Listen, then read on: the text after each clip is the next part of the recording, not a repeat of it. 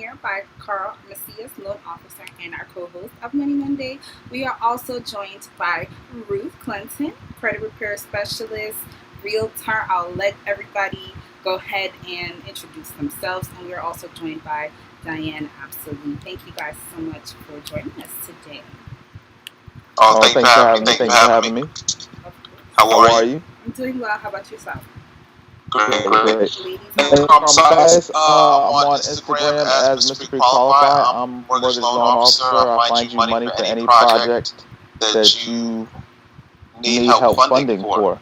So if you need financing for fix and flip, wholesale, transactional deals, or even traditional, conventional FHA, call me. all right. Ruth, go ahead and give us an introduction. Hi, yes, I am Ruth, known as Ruth Youth on social media. I consider myself a serial entrepreneur, so I'm also a realtor like Alexis, and I do credit repair, so credit repair specialist. And forgive me if you see me swatting you guys, I do have some sweat, so I want to just clear that out of the air. Because, yeah. And I also am a music teacher, so if you want to learn how to sing, or you need somebody to sing for something, that's me. And Miss Diane. Hi guys, my name is Diane. I do a series of things, but most importantly, I do notary work and credit repair. All right. And of course, as you guys know, I am Alexis Milord, realtor here in the South Florida area. I have been a realtor for over a year now. I started this platform as a way to give back to the community, to give that education and literacy on financial education that we all need, and some of us didn't grow up with the ability to have access to. So without further ado, let's jump into today's episode. We're talking all about credit, if you haven't noticed already. Well, let's get into some questions. Our first question would be, right now with the state of our economy, ladies, can you tell us a little bit about student loans and how they're going to be affecting our credit? Diane, I'll open the floor to you. Okay.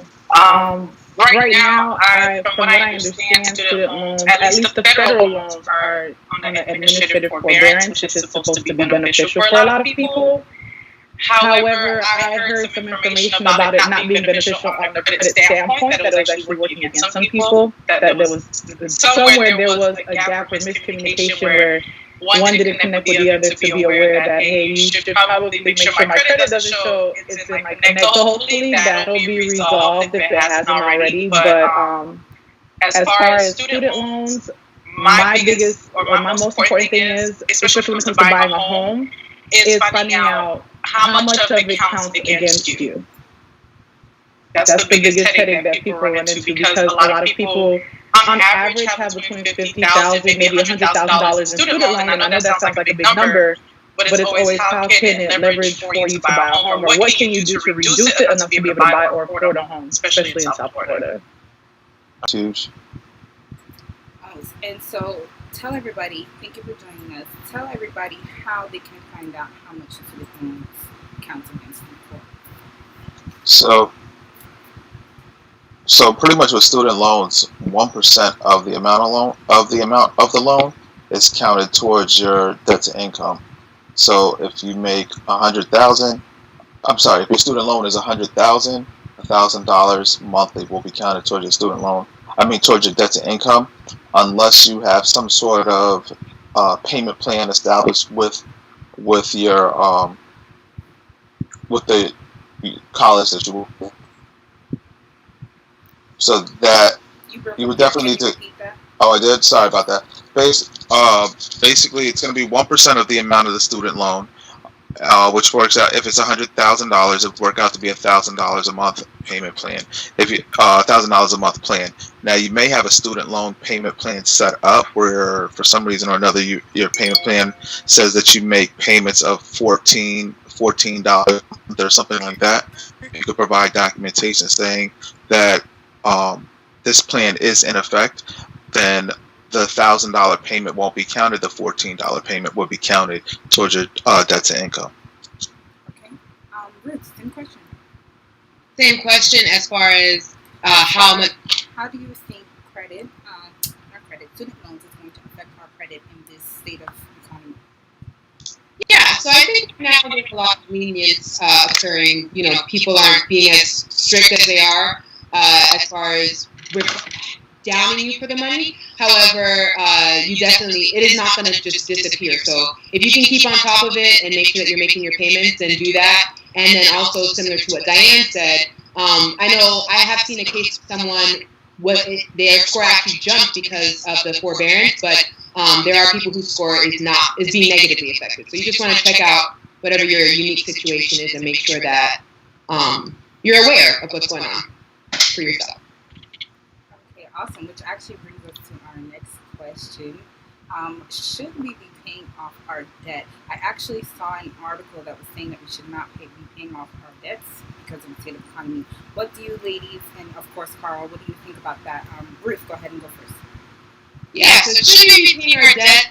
Similar response, I feel like, you know, the debt probably, unless you're going to file for bankruptcy or something like that, the debt's not going anywhere. And so even if you don't own anything right now, if you're in a position that you can afford to even make as small of a payment as like maybe $5, $10, that's better than not paying anything at all, because then during this time, what you're doing is you're stacking up even when this is all over. So if you can pay something, go ahead and do that, I would say. Uh-oh, we lost you for 2 seconds. Go ahead and just repeat the last portion of what you said. You said that paying $5 or $10 is better than paying nothing, because you're kind of snowballing your debt. So if right now you're not paying anything at all, you're going to owe even more, potentially, you know, depending on what your interest rates and things are like that, when this is all over. So if you can pay something, I think it'll help you in the long run. Okay, Carl? No, I agree. If you could pay anything down, pay it down. I mean, I know that, I guess the popular thing would be try to avoid as much as you can, but pay it down. Definitely pay it down as much as you can, just so you can help your debt to income ratio. Agreed. Yeah, I totally agree. Now is not the time for you not to pay off your debt. Even with the stimulus check, it sounds great. Right. You know, I've noticed that there's been a TV shortage at Walmart, but it's not worth it.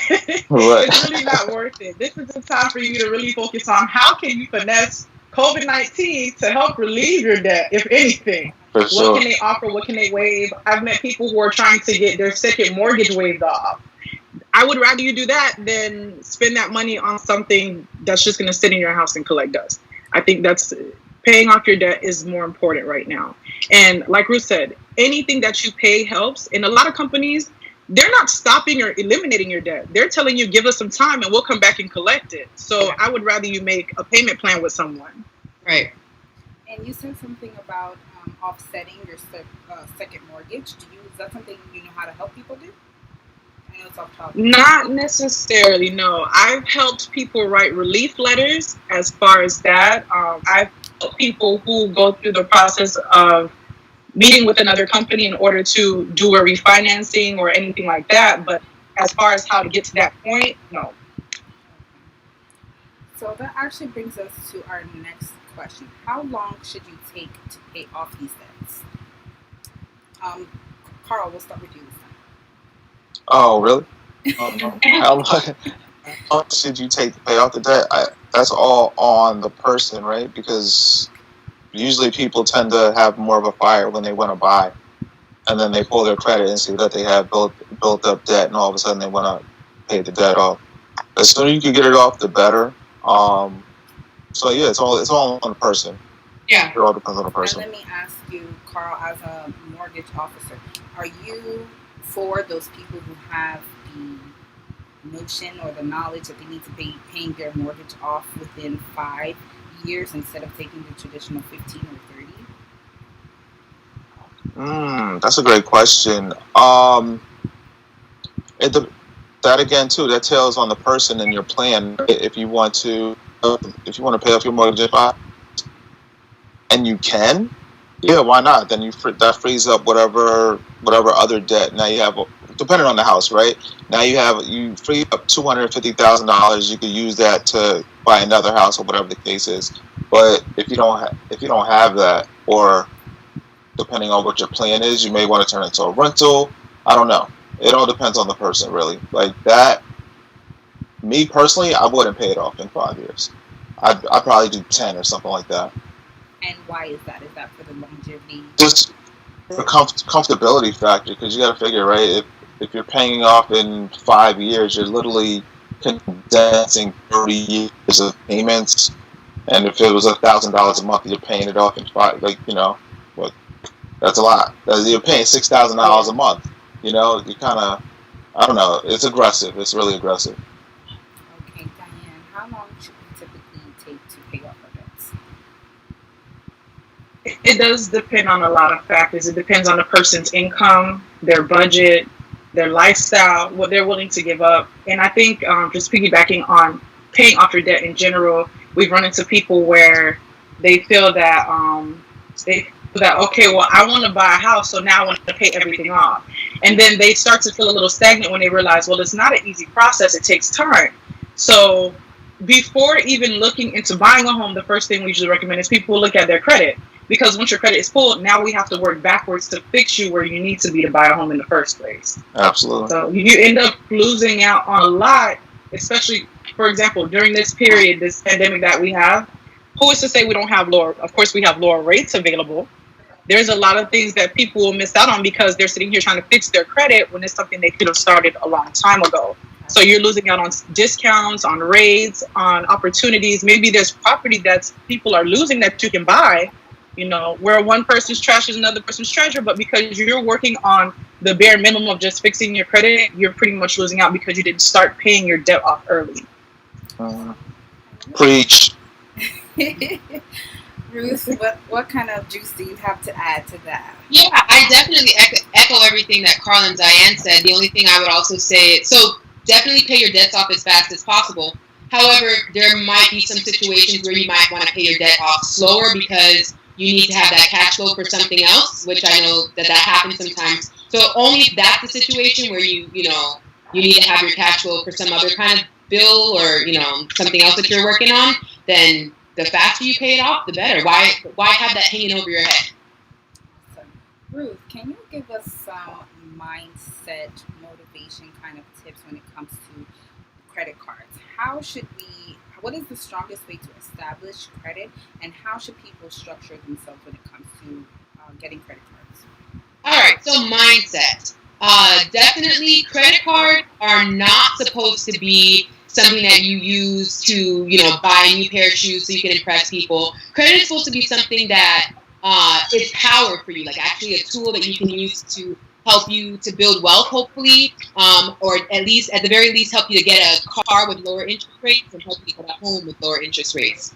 So as far as mindset, that's how you should be looking at your credit cards. If you I know different people have different schools of thought, but if you don't have the cash to be able to pay for that item, minus big items like a house or a car where you're getting a loan, then maybe you shouldn't buy it. So definitely buying purses and shoes and racking up on stuff like that, I would say that's not the mindset we should have in using credit cards. As far as building credit, I think you asked, starts with opening a credit card. You don't have to open a bunch of credit cards because all those inquiries could also negatively impact your score. But maybe start with a secured credit card or just one credit card that has pretty good interest rates and a good cashback offering, and you go from there. Also, as far as growing your credit, perhaps there are different things. I don't know if Diane is going to share on this, but like being added as an authorized user on somebody's card, that can also help to really quickly help you build credit. And I think there's also the opportunity for you to so an authorized user would be like, sometimes you could pay somebody, but you could also use like a family member, whether it's your parent who has a lengthier credit history, or an aunt or an uncle or somebody like that in your family. Okay, Diane. Definitely piggybacking on what Ruth said, each one does teach one. Preparing your family for establishing credit is very important because, especially in our community, we don't always get that. We don't get someone to teach us the right way to establish. We kind of just fall into it at 18 and say, oh, credit card. The school offered it to me. So it turns into a downfall for us. Wait, say that. That's what Money Mondays is for. But go ahead. Yes. We want to be able to teach people the right way. So, like Ruth said, it's not something for you to use to buy a pair of shoes or a new purse. It really is supposed to give you financial power. The first way to establish that power is to be taught how to leverage it in your favor. And some families don't teach us as well as others should. So when you're fortunate enough to have Money Mondays or a friend or family member who can help incorporate that, you can apply the techniques that you learn from here in order for you to better your credit. I think the easiest to do is getting kids established at an early age, because you kind of open a door for them without any mistakes. No credit for me is better than bad credit as far as fixing, because no credit means you have an open platform we can work with. Bad credit, we have to go back and fix some things. That takes a little bit more time. So I think the mindset is to save, when you get a card, save it for something important. And if you can, try to pay it off in full every month so you always have that credit available. If you're going to make something like a minor purchase, like for shoes, make sure it's something you can afford. Like Ruth said, if you are needing to buy it and you cannot buy it cash, then maybe you shouldn't. But if you find a card that gives you rewards, then you should probably put on that card to get an incentive back, because you're being rewarded for having good credit. Yeah. So, Diane, you said something key there. You said to help our children establish early. How do we do that? The easiest way that I learned by experience is by putting the kids underneath an adult that has a strong credit history. So I, for example, done it with my niece, where I put her on since she's been 16 as an authorized user. And I feel like authorized user is like the easiest way to get somebody jumpstart into credit. Once she turned 18, she had like a 700 plus credit score, and the world was the limit.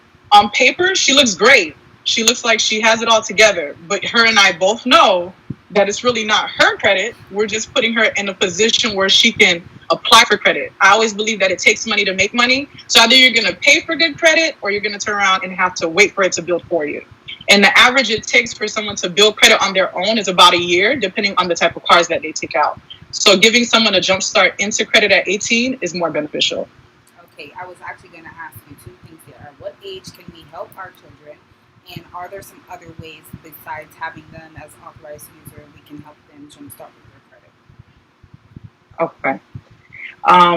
It depends on the card. Certain cards will let you start at 15, 16. Some require 18. And you said, what was the other question? What are some other besides credit cards? Yeah, besides authorized credit. Financial literacy. That's the best way. I'm not going to give an 18-year-old the job to go to a lot and buy a car on their own. I would rather teach you to buy the car cash until you become financially intelligent enough to be able to afford it on your own and pay it and create that stability. And once I help you build your credit where it needs to be, then I'll feel safer putting that bill in your lap that you can afford to do it by giving you the opportunity to have lower rates available to you. Awesome.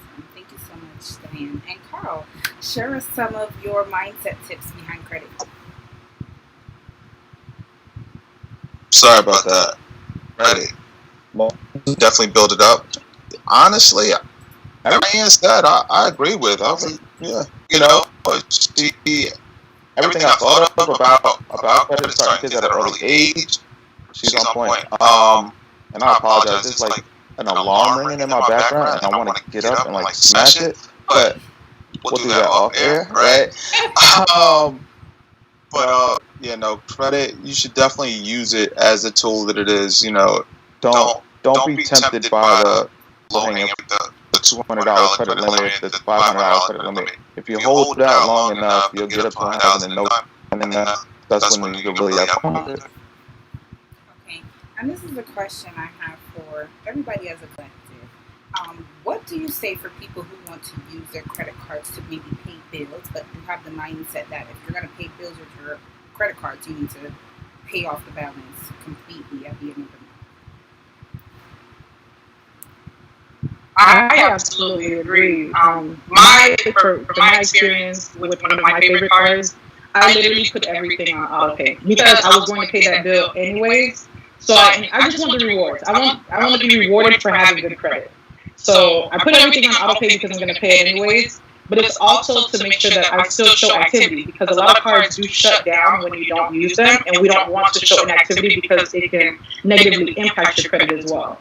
We want to show that we're not vulnerable or needy, but at the same time, we want to show that we're using it because it's a leisure for us.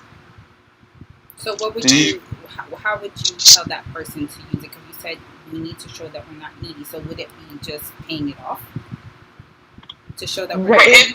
Or even if it's a small amount. For example, if you have $1,000 credit limit, you used it to pay something that you pay all the time. For example, your phone bill. You're going to pay that regardless. So just either revolve something small, little to nothing, so that way you still keep that activity open. They don't see that you don't need it.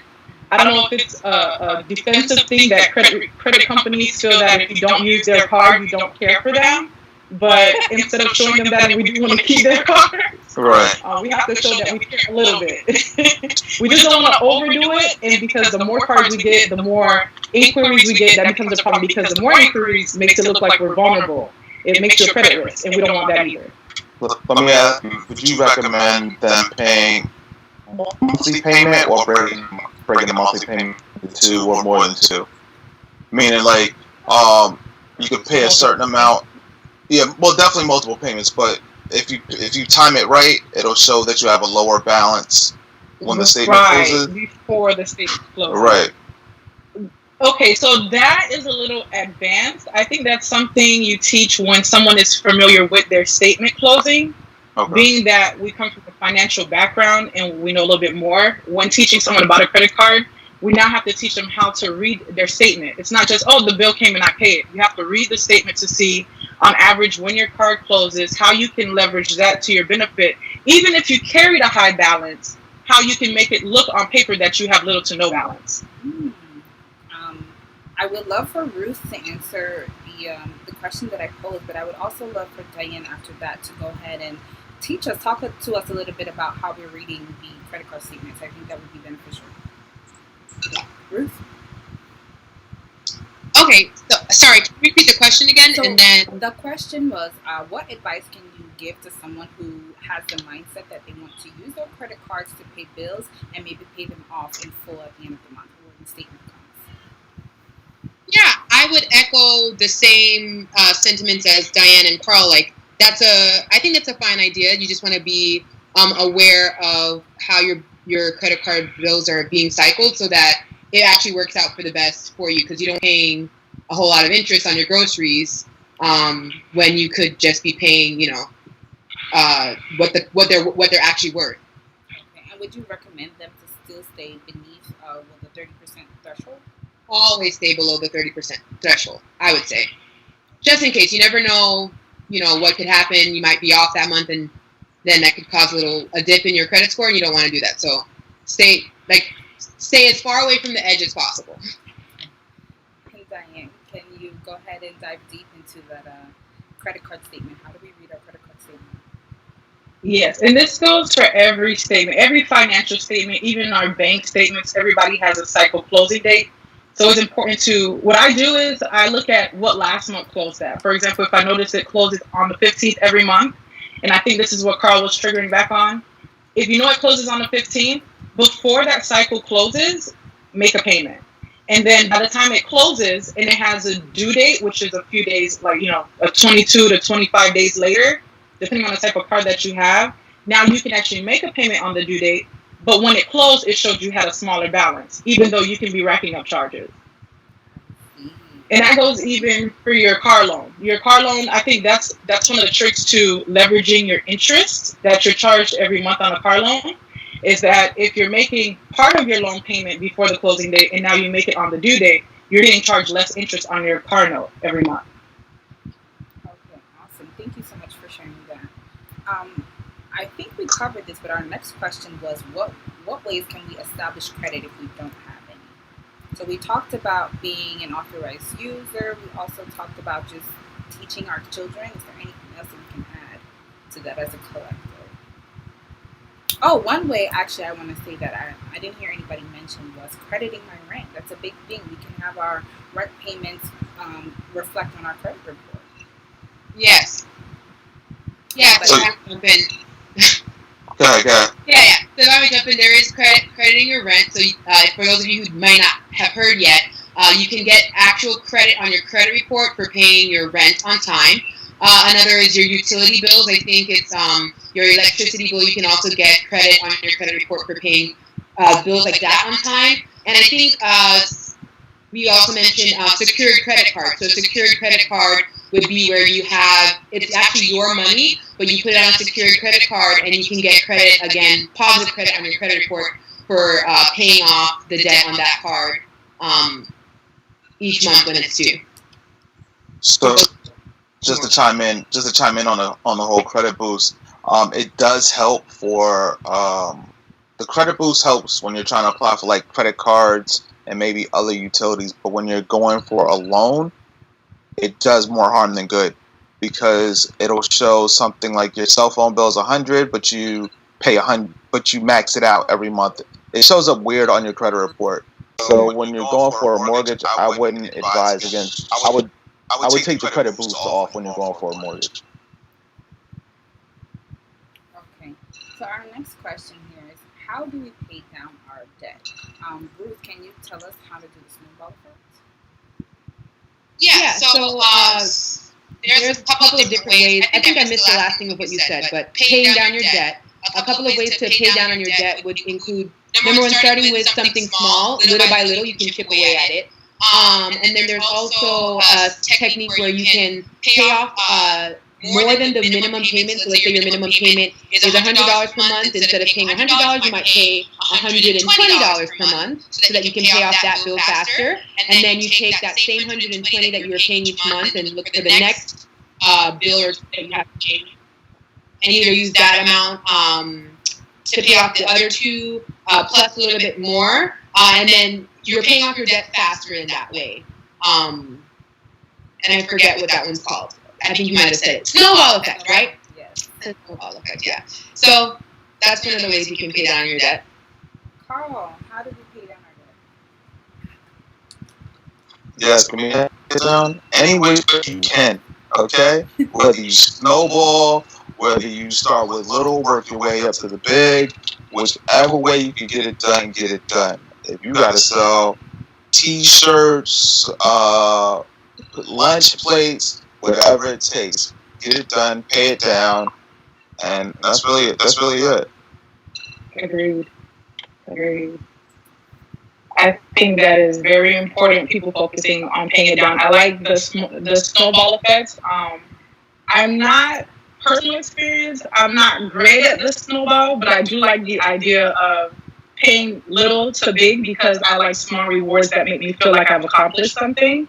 So I think that works for people with a lot of debt, starting small to big. I personally hold about 12 to 13 credit cards. I know that sounds crazy. However, it's all about leveraging. It's all about leveraging. I'm pretty sure the smaller ones have no balances, the big ones that do carry. But most importantly, when it is time to pay something off, paying something smaller works in your favor, because when you're seeing that go away, like, man, I did that. I already took care of it. On to the next one. You feel a little bit more motivated. You feel like, okay, that money I was using, now I can do what Ruth said, which is throw it on to the next card. Just keep in mind that you have to balance all your cards across the board no matter what. Even if you're managing just the minimum payment on the ones while you're snowballing another card to get rid of it. And the ultimate goal is to pay it all off. We don't want to carry debt because, just like COVID taught us, it's easy for us to lose employment. Unemployment is not dependable. So we have to do what we can to make sure that we can put away money a little bit faster, a little bit better, and that money can turn around and benefit us, especially in investing in stocks, bonds, preparing for our future. The ultimate goal is to prepare for your future. Even if it's not retirement, even if it's a short-term goal, we want to prepare for our future, so we want our credit to work for us. And you look good on paper when you have good credit. That's right. Absolutely. So, Diane, go ahead and tell us, how can we leverage our credit? So the most that I see, and I think there's two parts to it. There's one where you can use your credit for a business, and then you can use your credit to build business credit. I think it's two different ones. The one that I'm more familiar with is the one where you can use it to build business credit, which is now that I've started my own business, I can actually do that. I put it to the side where if my business credit is ran, it has its own score compared to my personal credit. But your good credit name makes you a guarantor when it is time for you to apply for business credit. Some companies prefer for you to still use your social and put that on file until you can build up to where you don't need your social anymore. So you still have to look good on paper. I actually recently learned that there was a small business loan that looked at your personal credit before they approved you to get it. It was one that we had during COVID. And one of the people that I know actually had an issue where they couldn't get the loan because they were looking at their personal credit. So it was a downfall because their business was impacted, but because of their personal credit, it really didn't even help to have a small business loan. How would they go about establishing a small business? Sorry. Go ahead, Carl. Establishing? Yeah, how would they go about establishing a small business credit? Like, what would be like a first step into establishing establishing business credit? Well, you definitely have to make yourself legitimate on paper. So even if you sell t-shirts, you sell plates, whatever you do, create a name and register it. Register it with your state so that way you're legitimate on paper. And from there, you can take your paperwork, and that's a whole other class that we'll do another day, but you can take that paperwork and actually start setting up a small business account and move into getting your DUNS number, and that will start establishing your business credit. So you can be able to have credit lines underneath business instead. We have a question from Walter Wynn. He says, we need that conversation about leveraging your credit to those investment properties with minimum off. Diane or minimum out of pocket. Say that again. Out of pocket. Out of pocket. Okay. Carl, do you want to explain that to us? So basically, the question is, we need that conversation about leveraging your credit to those investment properties, right? So when your credit gets strong enough, like Diane was saying, when your credit gets strong enough, we'll say that your credit limit is, your credit limit is $500,000. With that $500,000, you could then in turn leverage it because it's on credit. You could leverage it. You could either do a cash withdrawal, or some people accept credit card. Well, it can't be a credit card. Do a cash withdrawal against your $500,000 credit limit, and then with that, you could purchase properties. You could either purchase the whole property outright, or you can use $200,000 as a down payment towards a property that could be $1 million. Carl, I think we've touched subject on that before in regards to, this isn't like regular credit that we're talking about. We're talking about like a business line of credit. Right. So people don't think that it's just a regular small credit card. Because I don't know too many credit cards that's going to give you $300,000. Right. These things don't happen. We're talking about a business line of credit that you can actually pull money from, that they're giving you. Right. It definitely has to be a business line of credit. It's not a personal line of credit. But you have to keep in mind, like, you have to build up your personal line of credit so that they can see you. Also, at the same time, you'll be building up your business line of credit. And then with your being your business line of credit will be built stand alone. They'll start running the business line of credit, which in turn will allow you to build it up to $500,000 or even more. Okay. Ruth, do you have something to add on that for Walter? As far as leveraging your credit? Yes. For investment with minimum pocket. Yeah. So there's, I think you guys both hit the head on the nail and spoke of what I would speak of. The only other thing I could think of is leveraging your credit to be able to have a hard money loan. So that's not the best bet, getting a hard money loan, which is, because usually hard money loans have higher interest rates. However, if your credit is good, sometimes hard money lenders don't even look at your credit at all. In case of having better credit, again, it's using someone else's money to fund your deal. So OPM, other people's money, to fund a real estate investment transaction. So that's the only other thing with that. Thank you. So actually, Lever 94. So I recently reactivated a dormant account. How long did you start it? I'm thinking 45 to 90 days. Okay. Whenever the credit refreshes. Same.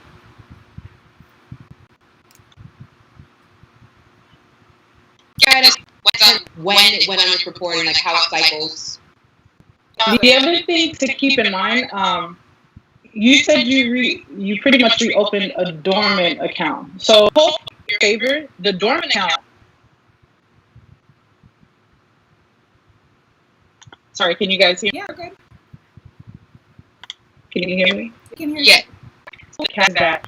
They'll still report your original opening date. That original opening date, it's like you're starting all over, and that may negatively impact you because credit is a numbers game. It's an average.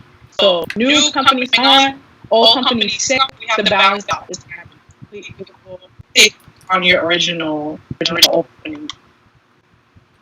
Awesome. I actually have a question.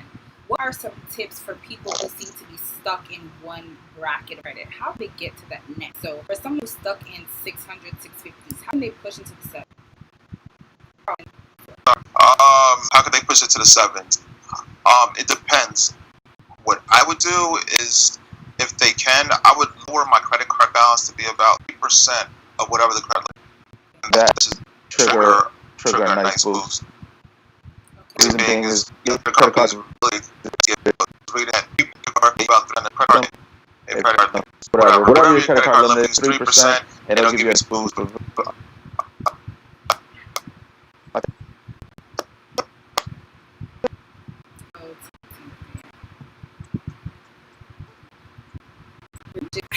If I can go to